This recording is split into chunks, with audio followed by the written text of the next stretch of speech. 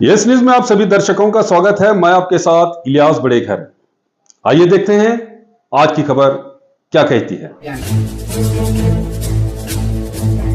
ಕಳೆದ ಕೆಲವು ದಿನಗಳಲ್ಲಿ ನಡೆದಂತಹ ವಿಜಯಪುರ ನಗರ ಪರ್ಟಿಕ್ಯುಲರ್ಲಿ ನಡೆದಂತಹ ಮನೆ ಕಳ್ಳತನ ಆಗಿರ್ಬೋದು, ಇತರೆ ಕಳ್ಳತನ ಆಗಿರ್ಬೋದು ಮತ್ತು ಮೋಸ ಮಾಡಿ ನಕಲಿ ಬಂಗಾರದ ನಾಣ್ಯಗಳನ್ನು ಕೊಟ್ಟು ಹಣ ತೆಗೆದುಕೊಂಡಂಥ ಪ್ರಕರಣಗಳು ದಾಖಲಾಗಿತ್ತು.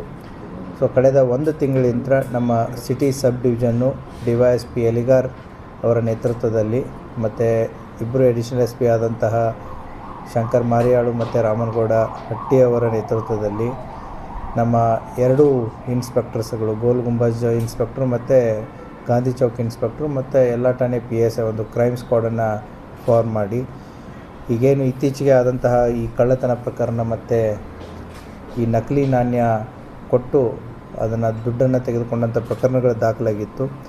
ಆ ಹಿನ್ನೆಲೆಯಲ್ಲಿ ಒಟ್ಟು 14 ಜನ ಆರೋಪಿತರನ್ನು ಬಂಧನ ಮಾಡಿದ್ದಾರೆ. 12 ಪ್ರಕರಣಗಳನ್ನು ಭೇದಿಸಿದ್ದಾರೆ.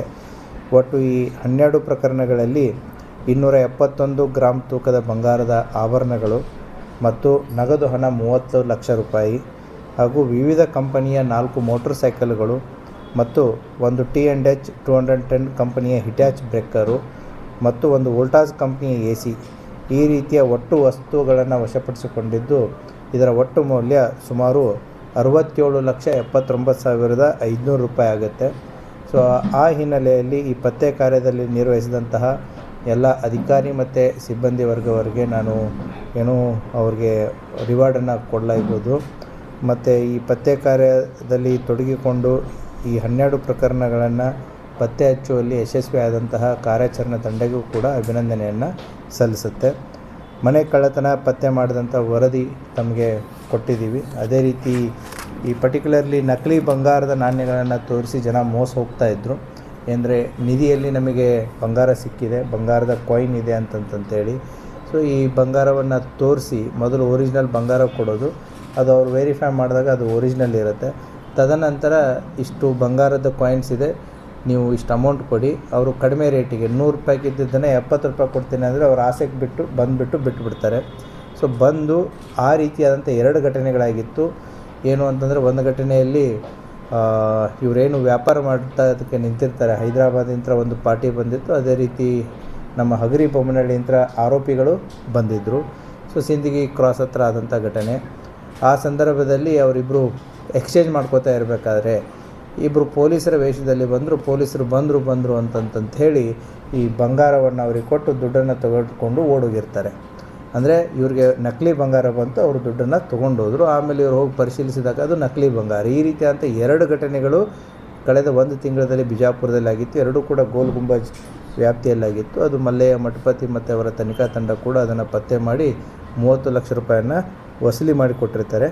ಮತ್ತು ಇನ್ನಿತರ ಕಳ್ಳತನ ಪ್ರಕರಣಗಳಲ್ಲಿ ಆರೋಪಿಗಳನ್ನು ಬಂಧಿಸಿ ಅವರಿಂದಲೂ ಕೂಡ ವಸ್ತುಗಳನ್ನು ವಶಪಡಿಸಿಕೊಂಡಿರ್ತಾರೆ.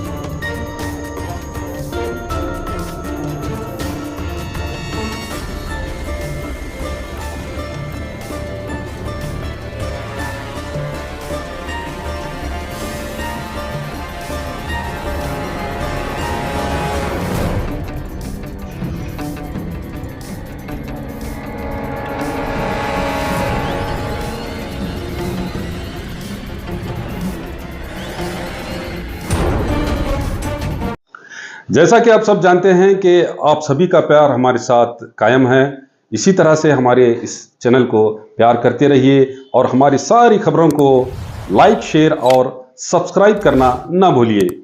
हमारा यही मकसद है कि आपको हर खबर जो है, जैसा है वैसा ही आपको हम दिखाते रहेंगे। ना किसी का पक्ष लेंगे, ना किसी के विरोध में जाएंगे। हमारे कदम सच के साथ।